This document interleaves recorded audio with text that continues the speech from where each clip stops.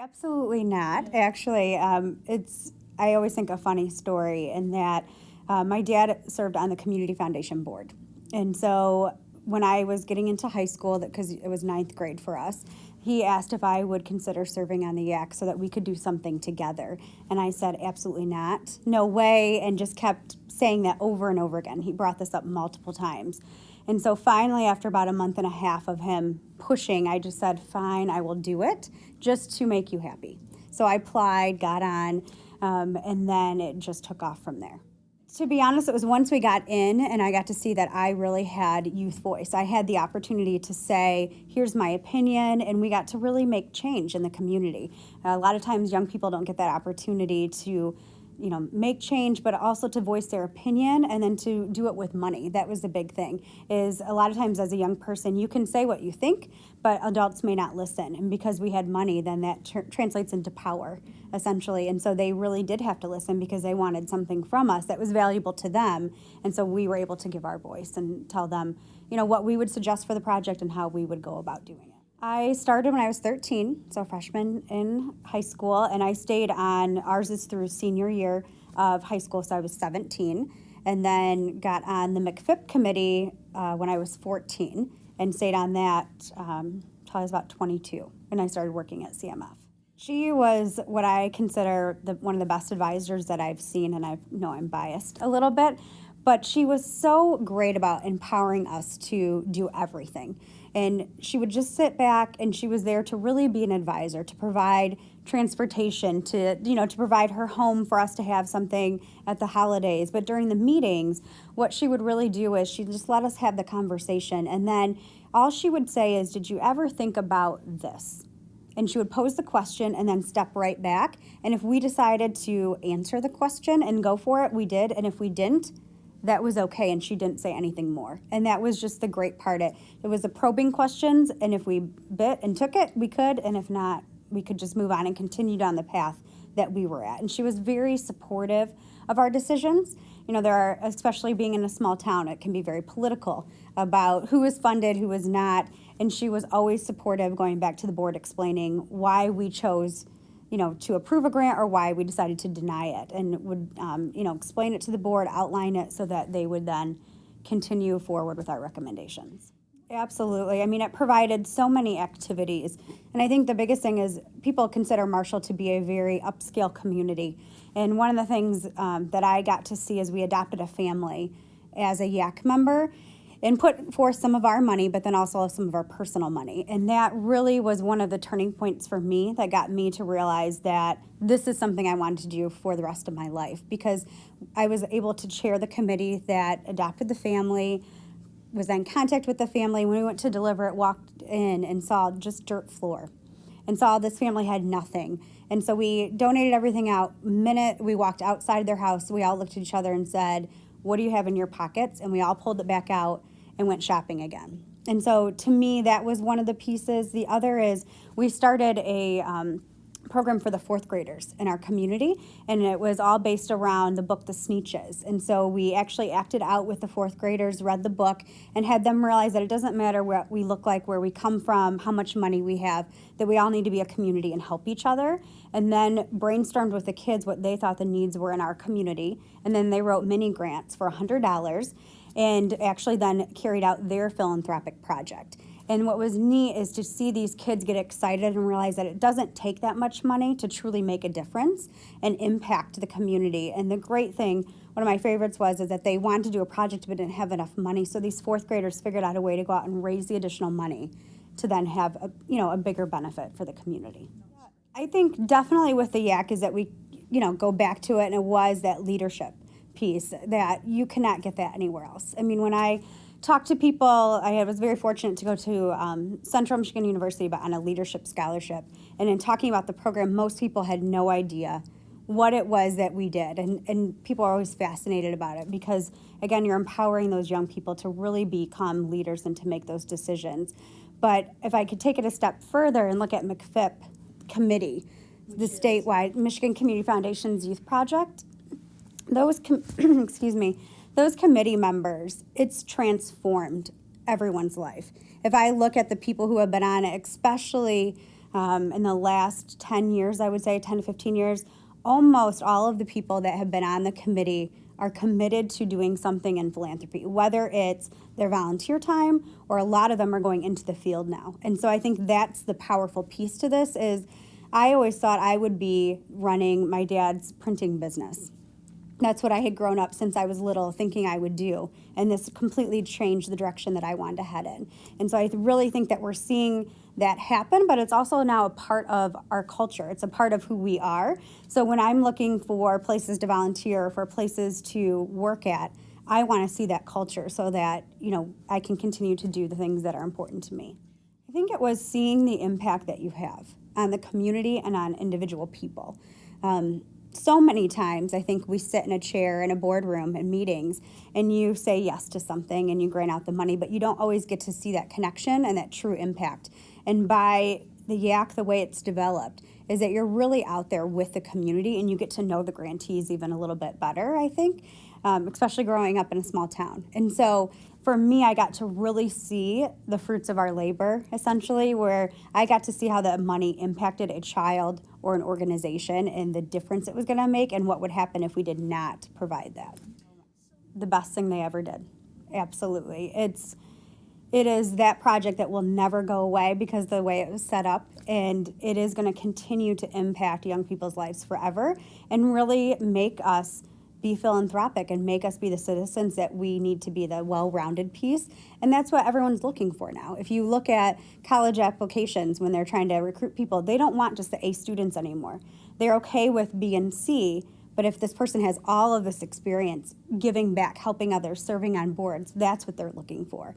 And I think that's becoming the trend now, and this project, just provides that platform to move to that next level. The difference it made is that it really helped to grow the overall endowment for the Community Foundation and really raise awareness about the Community Foundation, but also this youth piece. Unfortunately, I will say, coming from a small town, that change is hard there. It still is, I think, a little bit, and that it's a lot of the same people involved who were doing this at the startup. And so to expand and involve young people really was a transformational thing for the community, to think about how could young people serve on boards, because it was always, again, and I hate to say this, but the good old boys who served on all the boards, who did everything, and they were great people.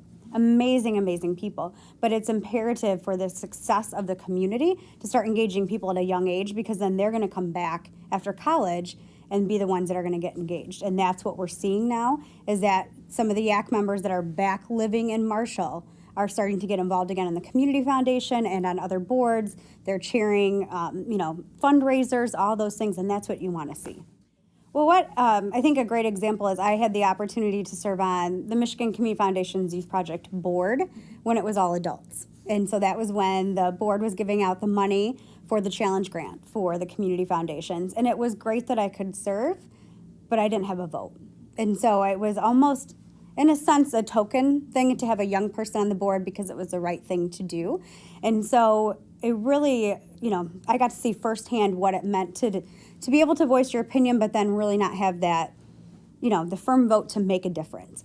And so as a result of that and many other things, House Bill 5906 started. And so we had the opportunity to, at the summer conference, present to the representative and to several other people and testify and say, here's why we think this is important. Here's what this can do for young people, but also for the organizations, and really show the benefits as to why adults need to engage young people in this process. And so from there, then we were able to testify in Lansing and get the bill passed. It is, in a sense, with a bill. There are other things, actually, in Ohio. I just had this conversation last night. Their legislation is written in such a way they just found out that they can serve on the boards, but they can't go into contracts. So that's the only time that they can't vote. But I think it is continuing to move that trend forward is for people around the United States. Well, it's, continuing on actually with serving on the McFIP committee. I was still serving, and during that time became the Mobby intern during college, and so had the opportunity to put on the conference and plan it.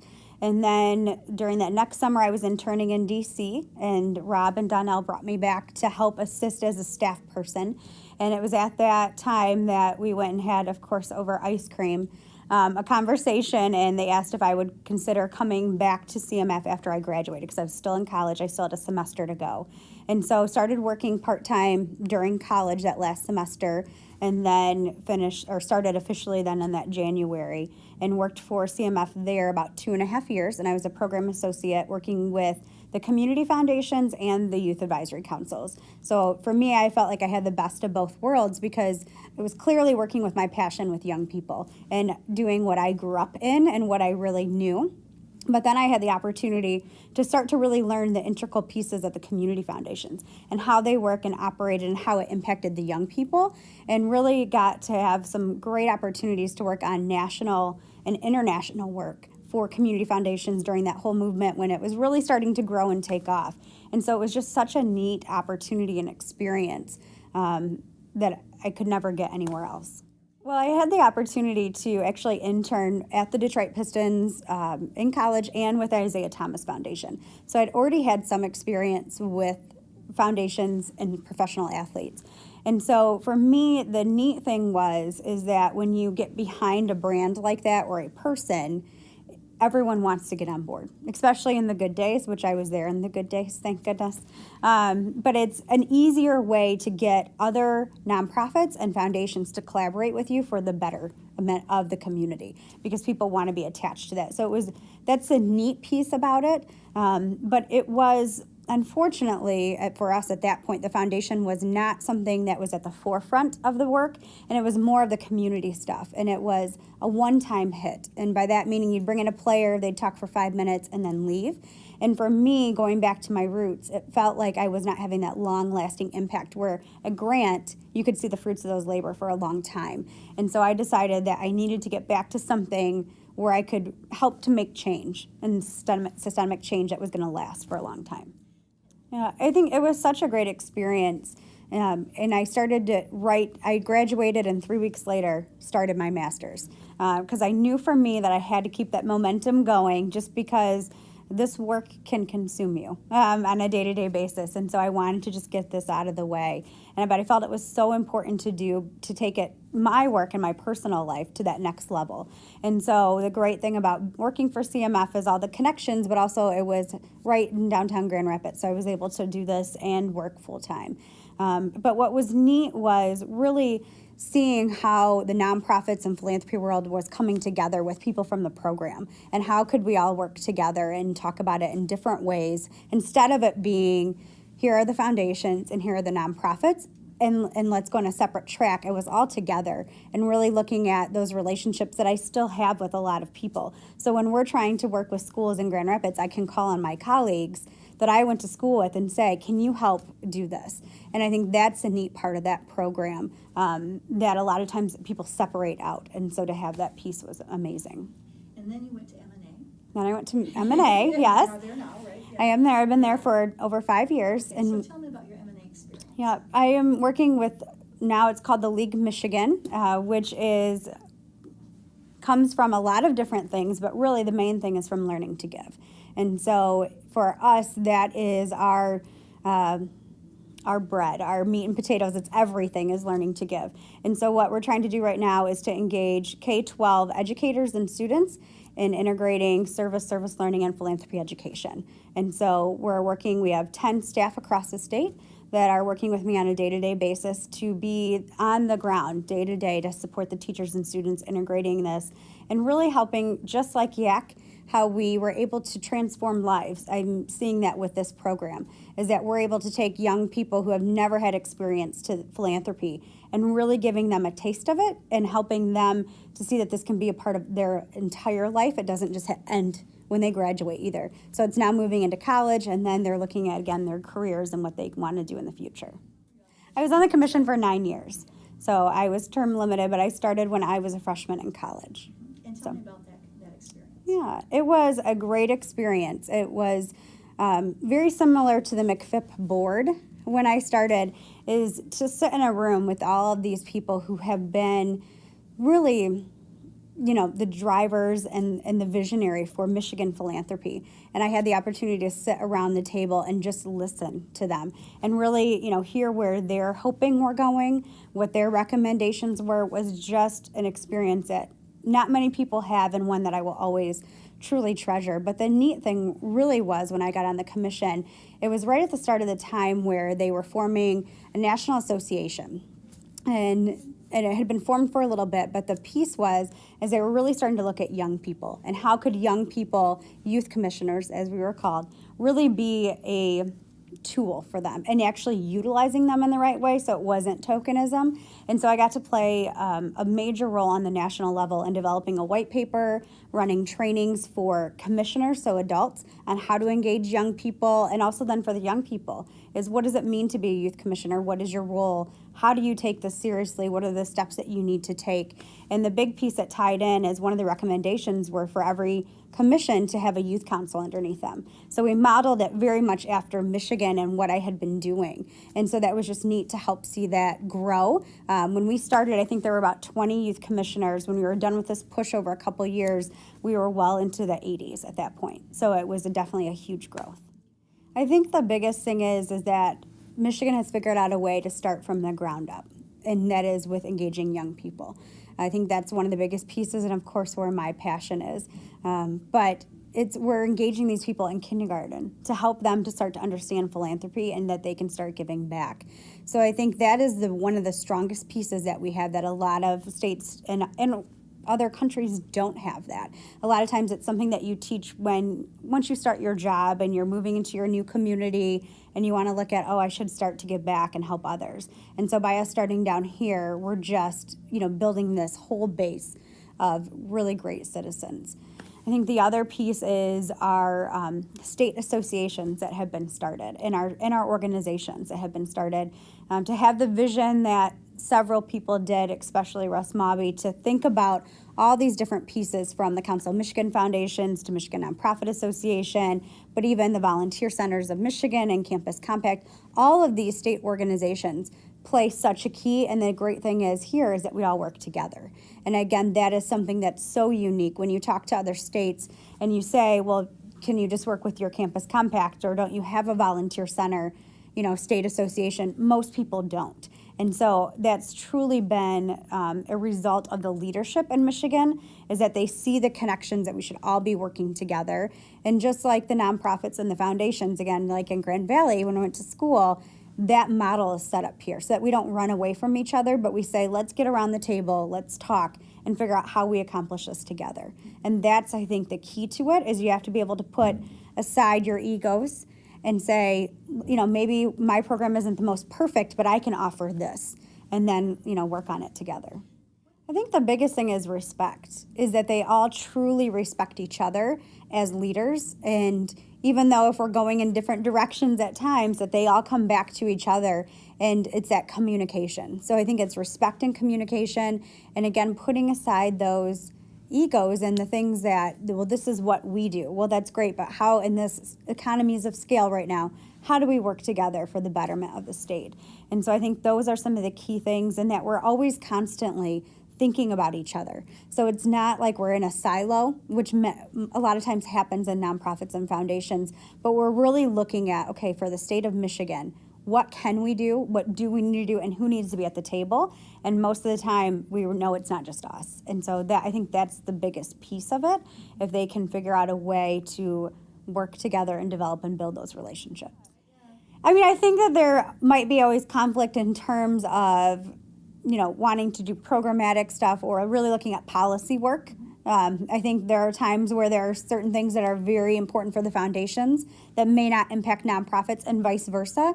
But again, because of the relationships we have and everyone understanding that we need each other in order to function and operate, I think we again do a good job of putting it aside and then putting everyone forward. So I know there's conflict, but I think we just work together. A great example is, so the League at Michigan, we do our camp in the summer modeled off the YAC conference.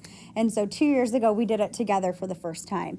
And there were many a times where I think both of us while it's modeled the same, we wanted to do programming different, or to do things different. But one of us would say, you know what, that's okay. Why don't we do it this way for this part? And then the next time when we hit that conflict again, then I would say, okay, let's just move forward and do it your way. So I think it, again, goes all the way back to those relationships of wanting everyone to succeed.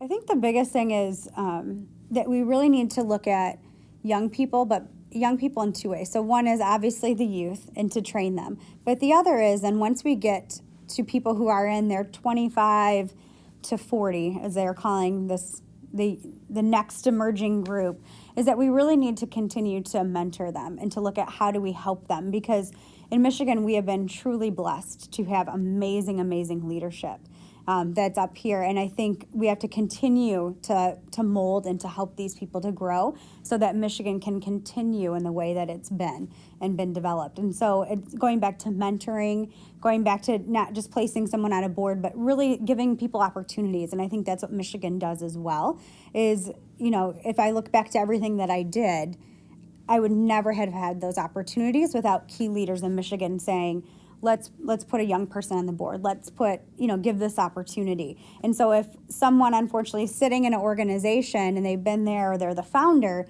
they need to help bring some other people up to really groom them and to, get them ready to then take on the next task.